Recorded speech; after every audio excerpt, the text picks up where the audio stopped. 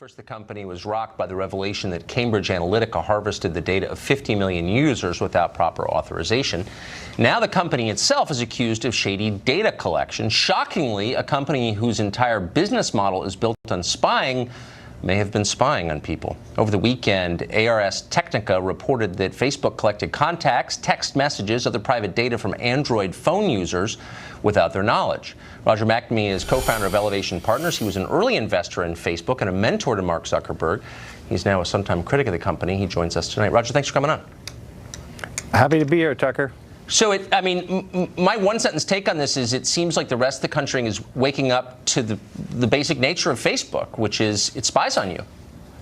No, I think that the issue is exactly as you framed it. The business model, which is based on advertising, requires them to know as much as they can about every single user. And what you don't know and what you can't tell as a user is that they are using every tool available. And Android phones, as Ars Technica pointed out, have a feature that allows a product like Facebook to download all of your contacts, all of your texts, and Facebook goes, well, someday we may be able to monetize that. We're just going to grab it while it's there. And a lot of people discover to their chagrin that it's not just Cambridge Analytica. In fact, from 2010 to 2014, there were at least tens of thousands and maybe hundreds of thousands of applications that did the same thing. They harvested all of the user data that was out there without the permission of the users. So, that information, those data, give Facebook more power over you than, for example, any government's ever had over American citizens. Should we be worried about that power?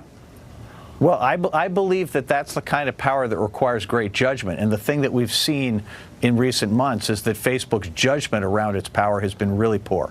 And I personally, as somebody who mentored them, who was involved as an investor, who was at one time extraordinarily proud of it, my tenure there, which was from 2006 to 2009, was before the company had really developed a business model. And so I was withdrawn while this stuff was going on. And as I came to understand what was going on, I felt it was important to reach out to Mark Zuckerberg and Sheryl Sandberg and make them aware of it, which I did in 2016.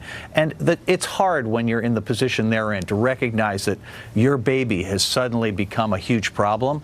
But I'm afraid it has. And candidly, I'm glad these revelations are coming out because we need them to change their strategy. So Android users found out that they're being spied on by Facebook. Do you think we're going to learn that Apple users are being spied on as well? No, Apple has a different architecture, so I think that probably not. I think the sad thing is we're going to discover if you're an Android user, it's not just Facebook who's spying on you. Right. The difference is in Apple's model, because the people pay directly to Apple when they buy the phone, Apple treats those people as the customer. With Android, it's the phone company that's the customer. And so just as in Facebook, where the advertiser is the customer and the user is the product, the user of the phone to Android is also a product. And that's the problem with the model. It's that they aren't treating us like humans. They're treating us like the fuel to generate profits.